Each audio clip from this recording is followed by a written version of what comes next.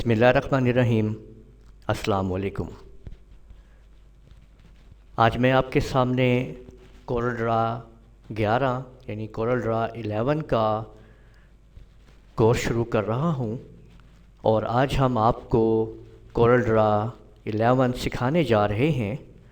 इससे पहले मैंने आप लोगों को कोरल ड्रा 9 का मुकम्मल कोर्स करवा दिया है और उसकी वीडियो आप लोग हमारे चैनल लूनर कंप्यूटर कॉलेज पे हासिल कर सकते हैं।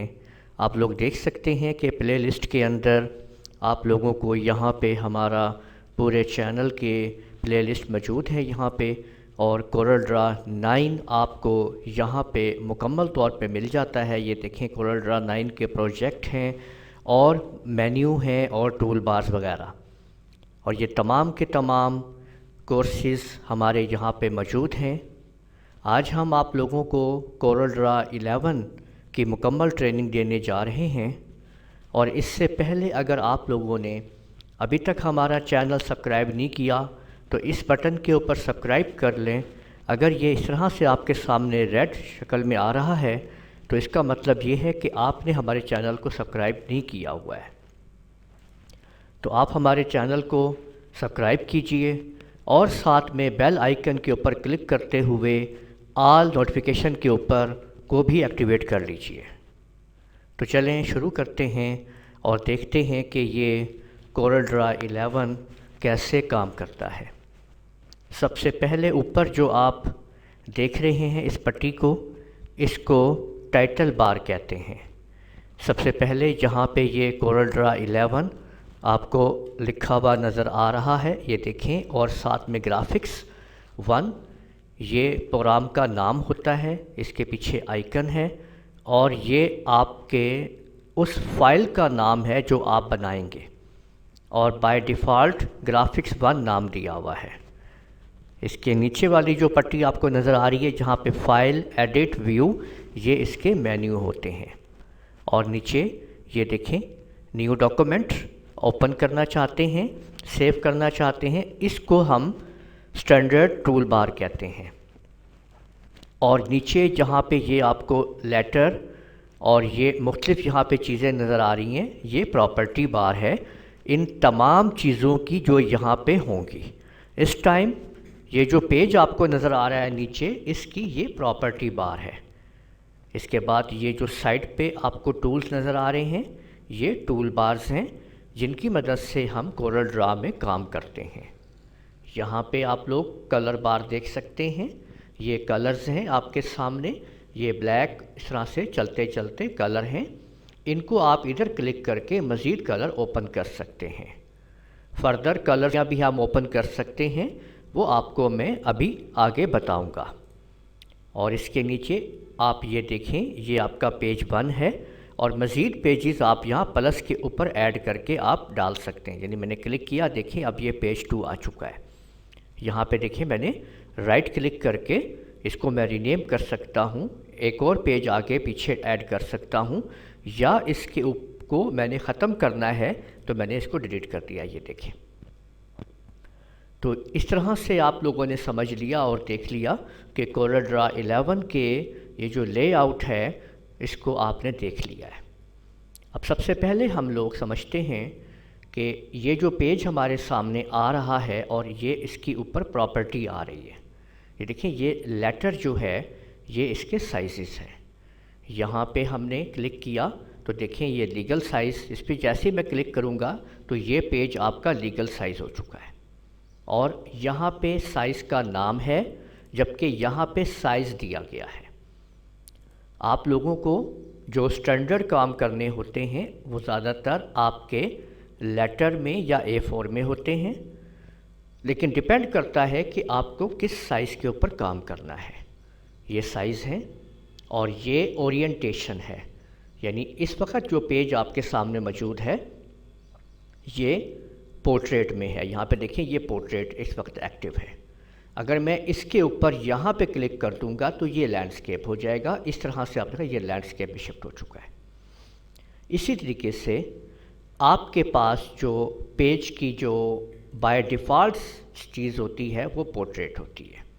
ठीक है, यानी अगर आप ये कहते हैं, यहाँ पे देखें, ये है सेट डिफ़ॉल्ट ओरिएंटेशन साइज़, इस पर क्लिक कर दें या इसके ऊपर क्लिक करने से वो डिफ़ॉल्ट हो जाएगा। डिफ़ॉल्ट का मतलब ये है कि जब हम कोरल ड्रा को ऑन करेंगे तो वो उसी साइज़ में वापस आएगा जो हमने सेट किया हुआ होगा।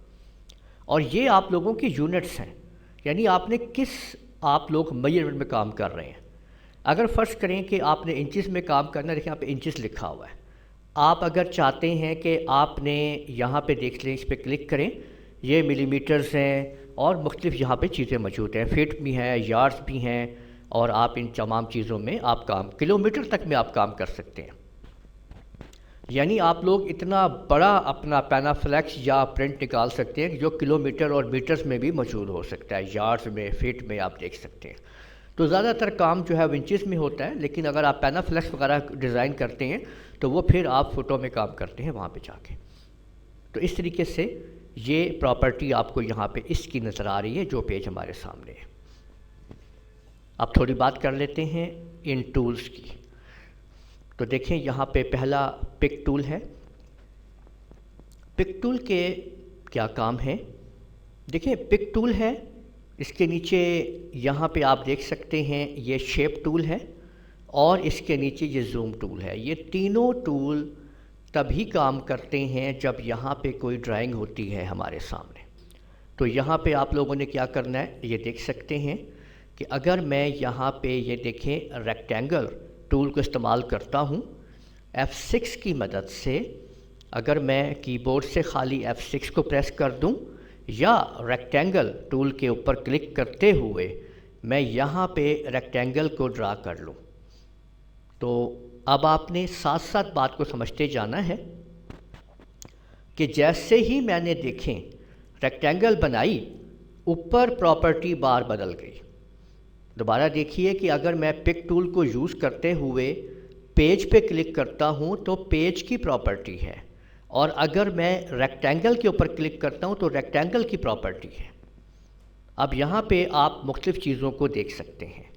ये देखिए कि अगर यहाँ पे अगर आप देख रहे हैं कि ऊपर क्या क्या चीज़ें आ रही हैं, यहाँ पे देखें, अगर ये है इसका पोजीशन, यानी मैं जहाँ इसको रखता हूँ वो पोजीशन देखें चेंज हो रही है इस जगह पे, और ये इसका साइज़ है कि मुझे क्या साइज़ देना है अपने इस डब्बे को, इस रेक्टेंगल को।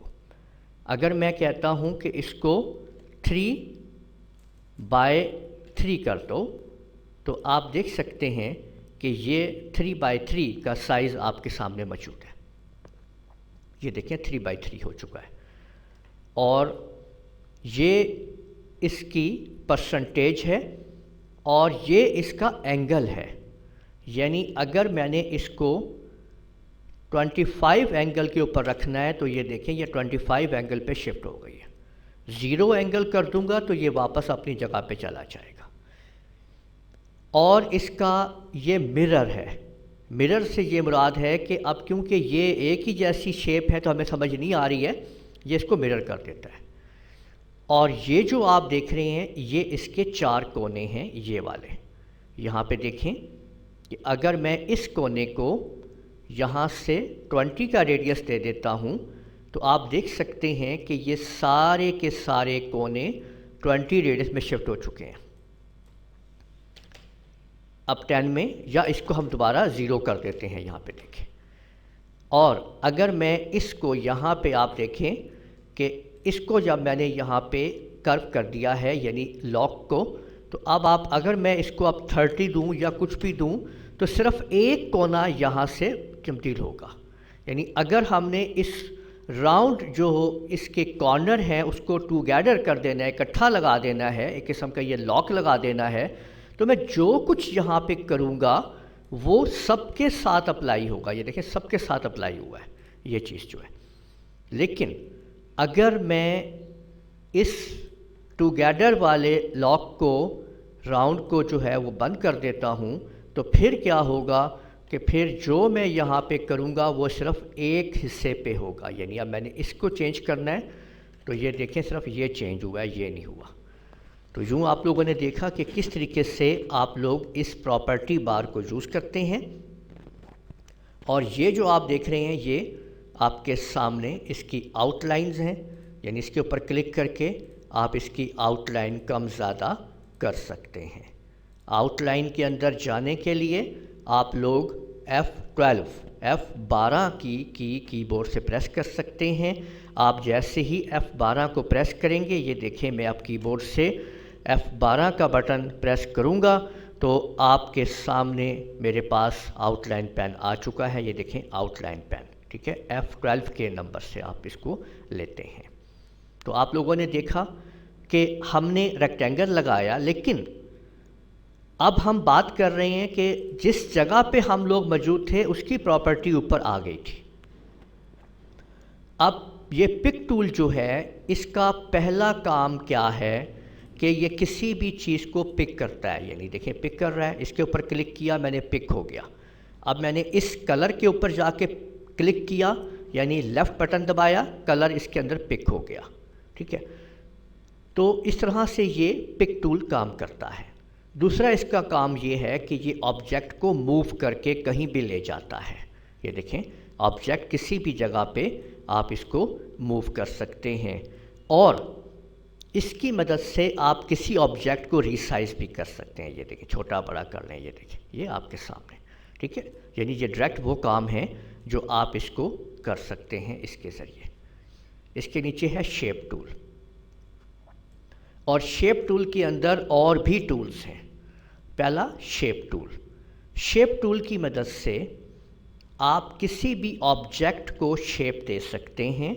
ये देखें अगर मैं इसको यहाँ से पकड़ के ऐसे सीधा कर दूँ तो ये वापस कॉर्नर इस तरह से बन गया। मैं आपके सामने अपने इस ऑब्जेक्ट को जूम कर रहा हूँ, सामने लेके आ रहा हूँ। इसके लिए मैं शिफ्ट F2 का बटन प्रेस करने लगा हूँ। यहाँ पे देखें ये आपको मैं फ़र्दर सारे इसके जो टूल्स हैं और उनकी जो शॉर्टकट्स हैं वो आपको मैं डिस्क्रिप्शन के अंदर भी तमाम की तमाम दे दूँगा।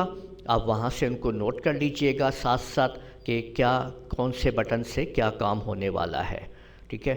तो शिफ्ट F2 की मदद से आपने जो ऑब्जेक्ट सेलेक्ट किया हुआ है वो सामने आ जाता है। शेप टूल, अगर हम शेप टूल को डायरेक्ट इस्तेमाल कर रहे हैं, यानी ये देखें इधर से मैंने ऐसे किया, ये राउंड कॉर्नर होने शुरू हो गए, देख सकते हैं आप ये ऐसे, ठीक है। शेप टूल डायरेक्ट इस्तेमाल कर रहे हैं हम। लेकिन अगर हमने इसको कोई शेप देनी है किसी किस्म की, तो हमारे पास कीबोर्ड से हम कंट्रोल Q दबाएंगे। शेप टूल का जहाँ नाम आए आपके माइंड में कंट्रोल Q आ जाना चाहिए। या ये देखें आप लोग, ये आपके सामने ये आप टूल देख सकते हैं कि जब हमने उस शेप के ऊपर क्लिक किया है तो ये यहाँ पे कन्वर्ट टू कर्व आपको नज़र आ रहा है, और इसके आगे लिखा हुआ है कंट्रोल Q। तो कन्वर्ट टू कर्व यानी इस पर क्लिक कर दें या कंट्रोल Q दबा दें। अब शेप टूल को इस्तेमाल करें तो आप अपनी मर्ज़ी से शेप बना सकते हैं जैसी बनाना चाहें। ये देखें, और इस टाइम ऊपर जो टूल आ गया है वो शेप टूल का आ गया है। यानी आपने ये इस तरह से इसको कर्व करना है तो ये देख सकते हैं कि यहाँ पे ये आपके सामने ये आ चुका है डिज़ाइन। आपने इसको ऐसे इस तरह से सेट कर लिया है, और ये पॉइंट्स इधर उधर करके आप अपनी सेटिंग जैसे चाहें आप उसके अंदर काम कर सकते हैं। ये देख लीजिए, जैसा डिज़ाइन बनाना चाहें आप बना सकते हैं। और अगर आपने इसके ये जो पॉइंट आपको नज़र आ रहे हैं, इसको मैंने तीनों को सिलेक्ट करके अगर मैं बटन दबा दूंगा डिलीट का तो वो उतने हिस्से को उस तरह से कर्व कर देगा, ठीक है। तो यूँ आपने देखा कि ये आप इस तरह से आप लोग शेप टूल को यूज़ करते हैं। तो शेप टूल के अंदर मज़ीद आइटम है। इसके अंदर ये नाइफ़ टूल है। नाइफ़ टूल जो है वो कटाई के लिए इस्तेमाल होता है। ये तब इस्तेमाल होता है जब आप किसी भी ऑब्जेक्ट में नाइफ़ टूल को आप लोग यूज़ करते हैं। और एक बात याद रखिए कि जब तक ये नाइफ़ जो है ये सीधा होगा तब ये कटाई करेगा। यानी अगर आपने अभी गौर किया हो, अब देखें ये कट चुके हैं पीस, इसका मैंने अलग कर दिया। दोबारा दिखाता हूँ मैं आपको। देखें, अगर मैंने ये नाइफ़ टूल यूज़ किया, ये देखें, तो ये चाकू जो है देखें जैसे ये सीधा खड़ा होगा, नज़र आ रहा है ना, तब ये काम करना शुरू होगा, और यहाँ पे जब मुकम्मल हो जाएगा तब भी सीधा खड़ा होगा, तो ये उसको काट देगा, ये ऑब्जेक्ट आपके देखें अलग अलग कर देगा। ये नाइफ़ टूल आपके सामने, ये आप देख सकते हैं। कोरलड्रा 9 के अंदर आप लोगों ने, मतलब हमारे पास जो है ये 3 टूल हमें मिलते हैं, और ये अरेज़र टूल है। अरेज़र की मदद से हम इसको ऐसे बीच में से अरेज़ कर सकते हैं, ये देखें। लेकिन इसमें अब देखिए नाइफ़ टूल और अरेज़र टूल में क्या फ़र्क है। नाइफ़ टूल में वो ऑब्जेक्ट को अलग अलग कर देता है, जबकि ये कटने के बावजूद भी एक ही है। ये देखें, ये कट चुका है लेकिन ये है एक ही टूल, यानी एक ही। जब इसको कलर करेंगे तो ये दोनों को एक ही कलर करेगा ये, ठीक है। यानी अरेज़र के ज़रिए से आप ये कर सकते हैं। और इसके बाद ये देखिए स्पंज टूल आपके सामने, ब्रशेज़ हैं, इसकी मदद से आप क्या करते हैं कि ये इस तरह से एक नया मैं बनाता हूँ और इसको मैं कलर कर देता हूँ। अंदर इसने ये देखें ये इस तरीके से निकालेगा, ठीक है। ये देखें, ये इस ऑब्जेक्ट के ऊपर जिसको आप पहले यूज़ कर चुके हैं उस पर काम नहीं करेगा, ये देखें। और अंदर करेंगे तो ये अंदर यूज़ करना शुरू कर देगा। तो ये मुख्तलिफ़ टूल्स हैं जो आप लोग अपनी ड्राइंग में इस्तेमाल करना चाहें तो आप कर सकते हैं। इसी तरह से ये वाला टूल जो है इसका भी यही काम है कि ये इस तरह से चीज़ों को अलग अलग डिज़ाइन दे देता है, ये देख सकते हैं आप यहाँ पे, ठीक है। और ये ट्रांसफॉर्म टूल है, ये देखें मैं एक नया ऑब्जेक्ट बनाता हूँ आपके सामने, और बाकियों को एक दफ़ा हम यहाँ से डिलीट कर देते हैं। इनको हम सिलेक्ट करते हैं और इनको डिलीट कर देते हैं, और एक नया ऑब्जेक्ट यहाँ पे हम लोग तैयार कर लेते हैं, ये देखें। और ये इस पे हमने क्लिक करेंगे तो ये क्या करेगा कि हम इसकी मदद से इसको हम इस तरह से किसी भी जगह पे पकड़ के आप इसको रोटेट कर सकते हैं। ये फ्री ट्रांसपेरेंट टूल आ जाता है, इधर से इधर करना है, इधर से इधर करना है, ऐसे आप इसको कर सकते हैं। इसके नीचे जो आप टूल देख रहे हैं वो जूम टूल है, और साथ में पेन टूल है। हैंड टूल की मदद से आप किसी भी चीज़ को जिधर दिल चाहे मूव कर सकते हैं, जबकि जूम टूल की मदद से आप किसी भी हिस्से को सामने ला सकते हैं। इसकी शॉर्टकट कीज़ हैं जो मैं आपको डिस्क्रिप्शन के अंदर तमाम की तमाम देने जा रहा हूं। जब वीडियो डिस्क्रिप्शन आप लोग साथ में ज़रूर देखिएगा कि वहां पे आपको मिलेंगी तमाम इसके टूल्स की शॉर्टकट्स। ये देखें, इसको मैंने क्लिप कर दिया है, इस हिस्से को जितना क्लिप करना चाहूँ मैं कर सकता हूँ। इस तरह से ये तमाम चीज़ें आपके सामने मौजूद हैं। और अगर मैंने इस ऑब्जेक्ट को और पूरी ड्राइंग पेज को बिल्कुल सामने लाना है तो शिफ्ट के साथ पेज F4 दबाऊंगा मैं, शिफ्ट F4, तो ये तमाम चीज़ें मेरे सामने आ चुकी हैं। इसके बाद मेरे पास आता है ये वाला टूल चौथे नंबर पे, फ्री हैंड टूल, जो पेंसिल से बनी हुई है, और इसके अंदर मज़ीद टूल मौजूद हैं। यानी सबसे पहले हमारा ये पेंसिल टूल है, इसकी मदद से इसको हम फ्री हैंड टूल भी बोलते हैं। इसका नाम असल में कोरलड्रा में फ्री हैंड टूल है, ये देखें लिख फ्री हैंड टूल। इसमें हम फ्री हैंड ड्राइंग करते हैं, ये देखें हम फ्री हैंड ड्राइंग कर रहे हैं। अगर स्ट्रेट लाइन लगानी है बिल्कुल, तो उसका स्टेप ये है कि आपने सबसे पहले जहाँ पे लाइन लगानी है वहाँ पे क्लिक कर लें, लेफ़्ट क्लिक प्रेस करें, उसके बाद कंट्रोल के बटन को प्रेस करते हुए बस माउस को आगे ड्रैग कर लें।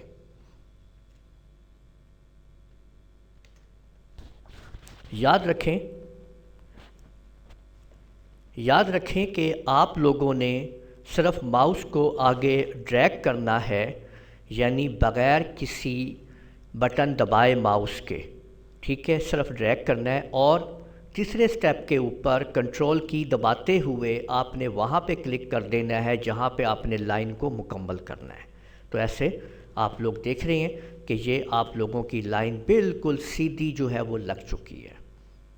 साथ साथ इस बात को समझते जाएं कि जो ऑब्जेक्ट भी आप लोग बना रहे हैं ऊपर प्रॉपर्टी बार में उसकी मुकम्मल प्रॉपर्टी मौजूद है, उसका साइज़, उसका एंगल, अब देखें ये 3 पॉइंट क्या बता रहे हैं आपको, ये कि आपकी लाइन का हेड क्या होगा, लाइन का फुट क्या होगा और लाइन का सेंटर क्या होगा, ये देख सकते हैं आप इस तरीके से। और लाइन की अंदर मोटापा पतलापा क्या होगा वो आप सब देख सकते हैं। तो जो कुछ भी आप ड्रा करेंगे प्रॉपर्टी बार पे सेटिंग सारी मौजूद है उसकी, वो आप देख सकते हैं बड़े आराम से। तो ये आपने देख लिया कि ये आपने लाइन लगा ली। दूसरी लाइन जो है वो ब्रेजर टूल है, इसकी मदद से आप पॉइंट बाय पॉइंट काम करते हैं। पॉइंट पे क्लिक करते जाएं और आप शेप बनाते जाएंगे। ये पॉइंट बाय पॉइंट काम हो रहा है, ये देख सकते हैं आप लोग। इसके बाद ये आपके सामने आर्टिस्टिक मीडिया टूल है, इसकी मदद से आप ये देखें मुख्तलिफ़ किस्म के ब्रशेस को इस्तेमाल करते हुए मुख्तलिफ़ चीज़ें बनाते हैं। ऊपर अब देखें आपके सामने आर्टिस्टिक मीडिया टूल की प्रॉपर्टी आ चुकी है। ये देखें पहले ये और इसके ये ब्रशेस हैं, ठीक है। नंबर 2 पे क्लिक करें और इसके ये ब्रशेस हैं। ये देखें आपने किसी भी ब्रश को आपने इस्तेमाल करना है, इसको पकड़िए और स्ट्रोक लगाना शुरू कर दीजिए, तो आपके सामने उसके स्ट्रोक्स आ जाएंगे। साथ में ये कलर पट्टी है, जिस ऑब्जेक्ट को आपने सेलेक्ट किया हुआ है, एक को या ज़्यादा को, आप लोग उसको कलर कर सकते हैं। कलर में ये याद रखिए कि आपके पास हर ऑब्जेक्ट में 2 कलर होते हैं, एक उसका अंदर फिल कलर होता है और एक बाहर आउटलाइन कलर होता है। आउटलाइन कलर के लिए कलर पट्टी के ऊपर उस ऑब्जेक्ट को सिलेक्ट करते हुए आप राइट क्लिक प्रेस करते हैं, तो राइट क्लिक से उसकी आउटलाइन कलर होती हैं। और उसके अंदर अगर आपने कोई और कलर करना है तो वो रेड, यानी जो हमारा अंदर का कलर है वो लेफ़्ट क्लिक से होता है। यहाँ पे समझ लें, जैसे ये रेक्टेंगल हमारे सामने है, अगर मैंने इस रेक्टेंगल के अंदर मैंने ये ब्लू कलर करना है तो मैंने यहाँ पे लेफ़्ट क्लिक जो है, ये जो साइन कलर है लेफ़्ट के साथ कर दिया है। और बाहर मैंने रेड करना है तो राइट क्लिक से मैंने रेड कर दिया है। ये देखें इसके बाहर आपको मैं करीब से दिखाता हूँ इसको, तो देखें ये रेड कलर हो चुका है। अगर मैंने इसको कोई और कलर देना है बाहर की तरफ तो आप देख सकते हैं कि अब मैंने यहाँ पे इसको येलो करना है तो मैंने राइट क्लिक प्रेस किया माउस का तो वो येलो हो गया। और इसके अंदर अगर मैंने कोई और कलर करना है तो उस कलर के ऊपर मैं लेफ़्ट क्लिक प्रेस करूँगा, ठीक है। तो यूँ आप लोग देख सकते हैं इन तमाम चीज़ों को। तो आर्टिस्टिक मीडिया टूल की हम बात कर रहे हैं और इसके अंदर ये आपके सामने आर्टिस्टिक मीडिया टूल के बहुत सारे चीज़ें आपके पास मौजूद हैं जिन्हें आप इस्तेमाल कर सकते हैं अपनी ड्राइंग के अंदर, अपने ऑब्जेक्ट के अंदर। एक एक स्टेप को देखते जाएंगे, क्लिक करते जाएंगे और आपको बेतहाशा वहाँ पे चीज़ें मिलती जाएंगी। ये देखें, ये फूल बूटे, ये तमाम चीज़ें, ये इसके अंदर आप लोग समझते जाएंगे। कहीं पे आपको ग्रासेस चाहिए, ग्रास चाहिए, तो वो देखें ये आपके सामने घास वगैरह आप लोग देख सकते हैं। इसी के अंदर अब आगे आप जो देखने जा रहे हैं वो आप देख सकते हैं, ये आपका पेन टूल है और पेन टूल की मदद से भी आप किसी भी ऑब्जेक्ट को बहुत आसानी से आप लोग रीड्रा कर सकते हैं। मसलन अगर आपने कोई, आपके पास पहले से कोई पिक्चर मौजूद है, देखें यहाँ पे हमारे पास ये जो हमारा स्टैंडर्ड टूल बार है इसमें ये इंपोर्ट का बटन है। इंपोर्ट के बटन से हम किसी भी ऑब्जेक्ट को यहाँ पे इंपोर्ट कर सकते हैं, या कंट्रोल आई की मदद से मैं कोई भी पिक्चर यहाँ पे ला सकता हूँ। और अब मैं इसको लेके जा रहा हूँ अपने उस फोल्डर में जहाँ पे मैंने रखा हुआ होगा कोई भी ड्राइंग वगैरह। तो मैं इस वक्त आपको दिखाने जा रहा हूँ एक अपना, ये देखें ये मेरा लोगो है, ये मैंने ओपन कर लिया है। ये देखें अगर मैं इसके ऊपर पेन टूल की मदद से, अब मैं आपको बताता हूँ थोड़ा सा हाथ चला के, कि यहाँ पे आप देख सकते हैं कि ये आपके सामने ये जो पेन टूल है, अगर मैंने यहाँ पे क्लिक किया तो आप ये देख सकते हैं कि मैं पेन टूल की मदद से इधर इसके ऊपर ड्राइंग जो है वो बनाता जा रहा हूँ, ठीक है। बाकी फिनिशिंग आपको मैं बाद में समझाता हूँ कि आप लोग कर सकते हैं, लेकिन आप लोग ये देख सकते हैं कि सिर्फ पेन टूल जो है वो इस तरह से चलता जा रहा है, और बाकी ऑब्जेक्ट जो है वो मैं आपके सामने इसको डिलीट कर देता हूँ। तो आपने देख लिया है कि सिर्फ पेन टूल की मदद से वही ऑब्जेक्ट मेरे सामने है जो मैंने ड्रा किया था। तो ये आपने देख लिया। अगर मैंने इसको थोड़ा कर्व करना है तो देखें मैंने इसके ऊपर इनको, ये मेरे सामने चीज़ें मौजूद हैं। ये देखें कि इस तरह से मैं इनकी सेटिंग बैटिंग जिस तरह से भी करना चाहूँ तो मैं कर सकता हूँ। ठीक है, तो ये आपके सामने है, ये देख लें।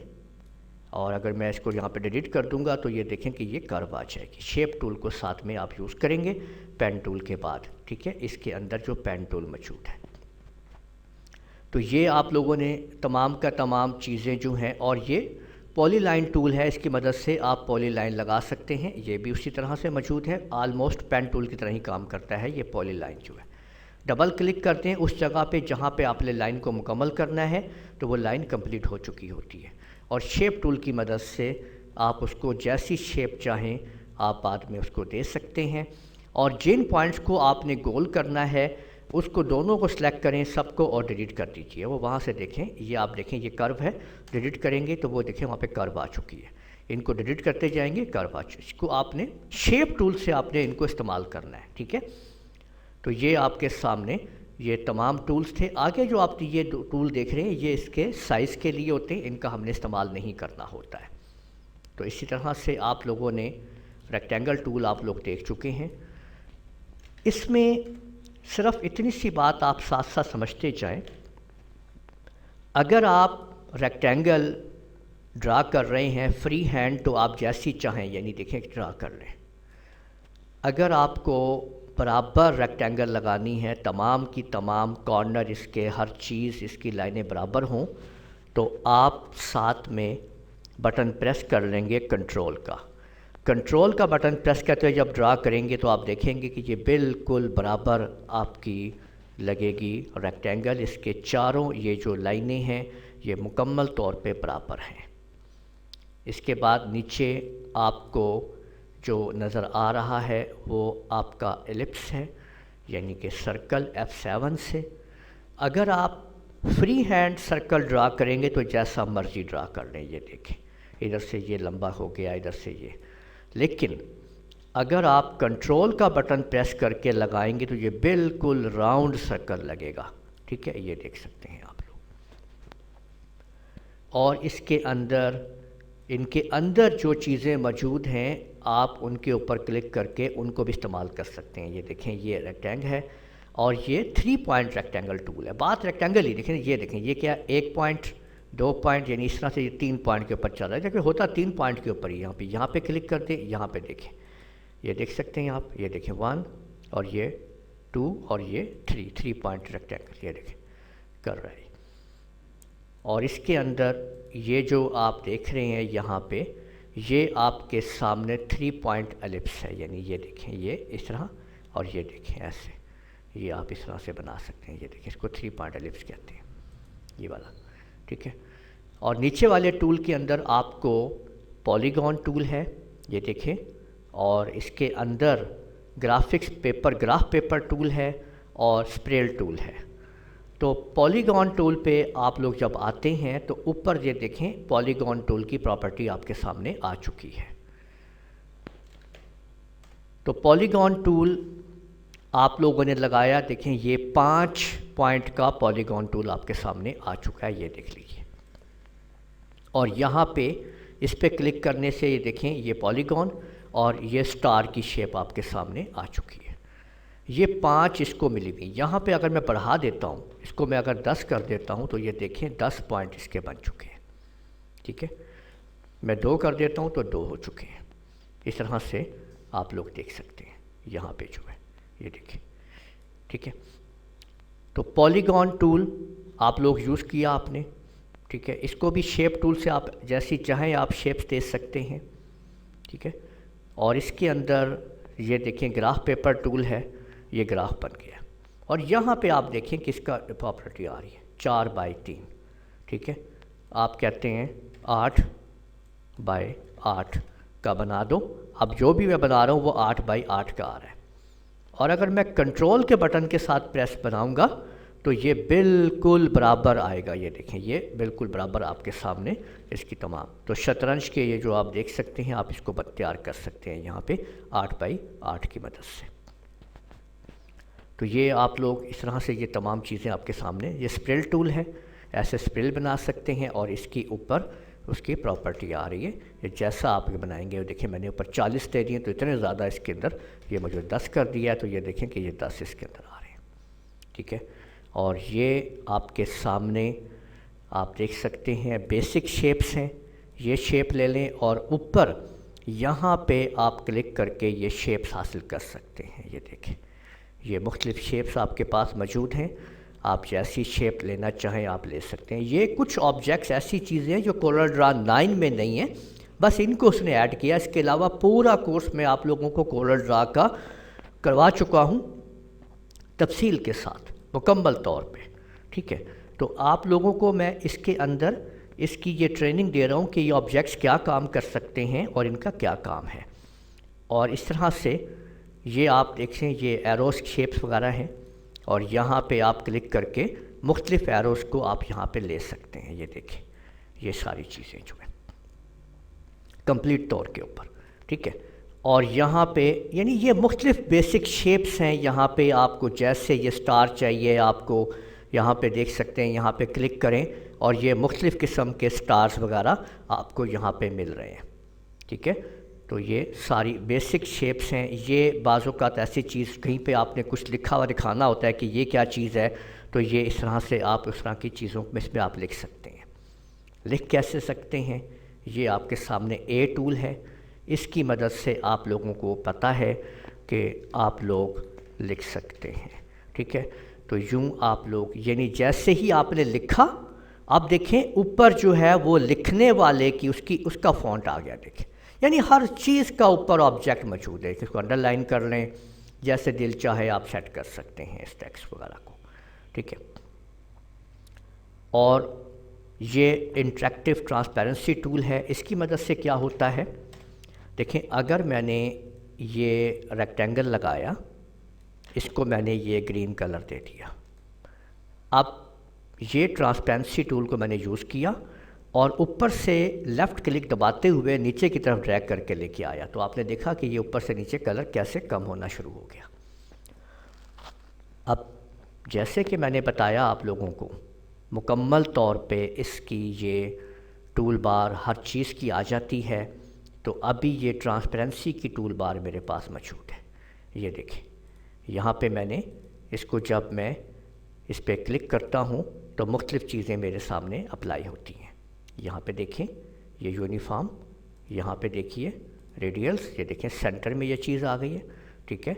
और यहाँ पे ये देख लीजिए, तो करके देखें, चीज़ों को इस्तेमाल करके देखें, एक से एक चीज़ मिलेगी आपको। इसको ही पकड़ के आप ऐसे करेंगे तो ये देखें ये आपको घूमता हुआ नज़र आएगा। अभी कहाँ पे उसकी लाइट देनी है, किस तरह सेट करना है, वो तमाम चीज़ें आपको मिलेंगी यहाँ पे।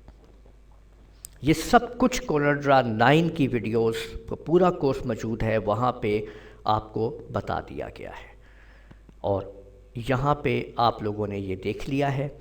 अब इसके अंदर आप लोगों ने ये देखा और इसके बाद इसके अंदर ये देखें इसका ट्रांसपेरेंसी टूल था, इसके अंदर ये शेडेड टूल है कि अगर हम किसी भी ऑब्जेक्ट को, यानी ये देखें कि ये मेरे पास ऑब्जेक्ट मौजूद है, इसको मैंने ये कलर कर दिया है, ठीक है। और इसके अंदर ये देखें ये इसका शेडो है, ड्रॉप शेडो करना है। देखें ये मैंने शेडो ड्रॉप कर दिया, इसका किधर ड्रॉप करना है, ये शेडो आ गया। अब ऊपर प्रॉपर्टी शेडो की प्रॉपर्टी है, ये देखें शेडो का कलर है, ठीक है। शेडो किधर लाना है, इधर रखना है, मिडल में रखना है, आउटसाइड रखना है, एवरेज में रखना है, इनसाइड रखना है, वेयर एवर जहाँ पे आप करना चाहते हैं वो आप इस्तेमाल कर सकते। तो ये आपने देखा शेडो है। इंटरेक्टिव एक्सट्रूड टूल, ये 3D बना देता है ऑब्जेक्ट को। मसलन ये देखें ये आपके सामने, और अब ये मैंने टूल पकड़ा, आप देख सकते हैं कि ये इंटरेक्टिव 3D टूल के ज़रिए 3D हो चुका है। ये देखें और लेफ़्ट क्लिक से मैंने इसके अंदर कलर किया है और राइट क्लिक से मैंने इसकी आउटलाइन जो है, देखें डब्बा 3D डब्बा आपके सामने बना हुआ है। और आप इसको अपनी इंग्लिश राइटिंग के लिए भी यूज़ कर सकते हैं। ये देखें, ये मैंने यहाँ पे लूनर जो है वो टाइप कर दिया है और इसके फ़ॉन्ट को मैं यहाँ पे इम्पैक्ट ले लेता हूँ। ये देखिए मैंने इम्पैक्ट फ़ॉन्ट कर दिया है। इसको पहले हम सेलेक्ट कर लेंगे, ठीक है, और इम्पैक्ट कर लेते हैं। ये देखें ये हो चुका है। अब हम यहाँ पे ये एक्सट्रूड टूल को यूज़ करते हैं और आप देख सकते हैं कि ये मैंने इसको एक्सट्रूड कर दिया है और ये लीजिए, ये मैंने इसको 3D में शिफ्ट कर दिया है, ठीक है। ये देख लीजिए, ठीक है, कोई भी कलर आप इसको देख सकते हैं, लेकिन ये आप देख सकते हैं कि ये 3D में शिफ्ट हो चुकी है राइटिंग आपके सामने। ये लीजिए, ठीक हो गया। तो हमने किससे यूज़ किया, ये एक्सट्रैक्टिव जो इसका एक्सट्रूड टूल था उसके ज़रिए। इसके बाद इन्वेलप टूल के ज़रिए आप किसी भी ऑब्जेक्ट को, ये देख सकते हैं आप जिस तरह से चाहें इन्वेलपिंग कर सकते हैं और अपनी मर्ज़ी से आप इसको जिस तरह का शेप देना चाहें आप दे सकते हैं। ये देखिए, ठीक है। और इसके बाद आपके पास जो है डिस्टॉर्शन टूल है।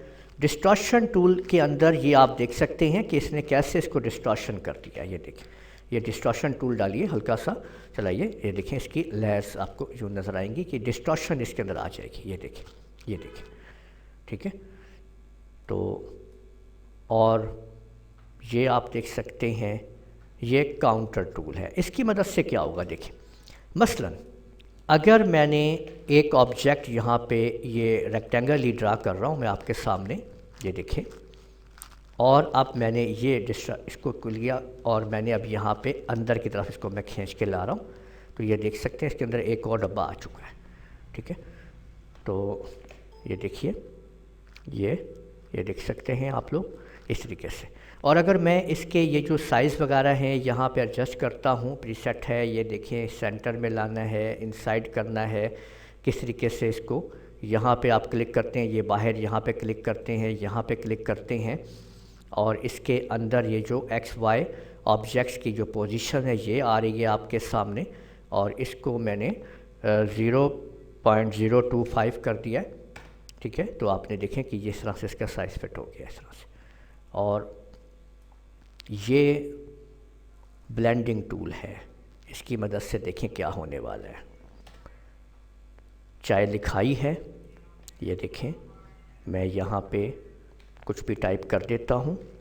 ये मैंने लूनर जो है मैं आपके सामने टाइप कर रहा हूँ, ये मैंने लूनर टाइप किया।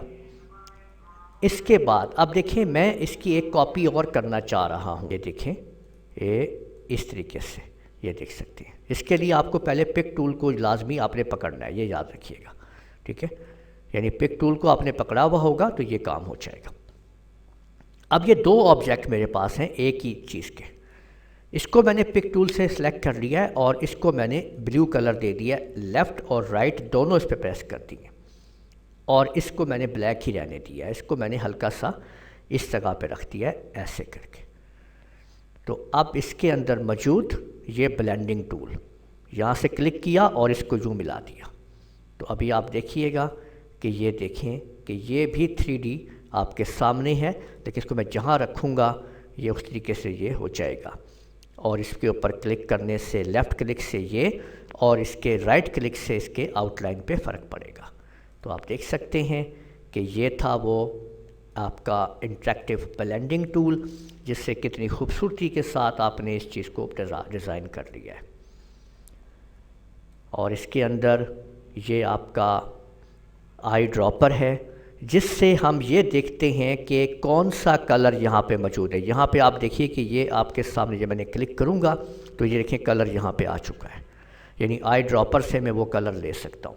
मसलन अगर मैंने ये देखें कि इसके अंदर मैंने ये वाला कलर करना था, तो मैंने क्या किया कि मैंने आई ड्रॉपर से पहले मैंने ये कलर पिक किया और इसके बाद इससे मैंने इसके अंदर डाल दिया। ठीक है। तो वो कलर मैं इस तरीके से फिट कर सकता हूँ उसके अंदर। और ये आपका आउटलाइन पेन है F12 के, इसकी आउटलाइन इसकी मदद से चेंज होगी। ये देखें, ये आउटलाइन पे काम हो रहा है, ठीक है। और ये इसका कलर्स हैं, अंदर के ऑब्जेक्ट की फिलिंग्स हैं। ये देखें, इसको आपने पहले वाले को आप लोग छोड़ देंगे, ये इसकी कलर मिक्सिंग्स वगैरह हैं। यहाँ पे आप कलर तैयार करके ऐड टू प्लेट कर सकते हैं, यहाँ पे नया कलर ला सकते हैं आप, जो भी आप कलर करना चाहें, ठीक है।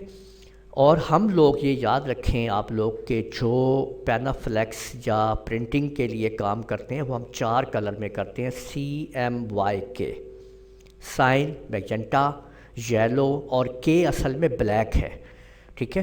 तो इनके ये तमाम कलर्स की कम्बिनेशन से कलर बनता है और इससे ज़बरदस्त कलर तैयार होते हैं। RGB कलर भी होते हैं, लेकिन यहाँ पे देखें ये आपके सामने RGB कलर आ रहे हैं, लेकिन the best colour performance is the 4 colour printing.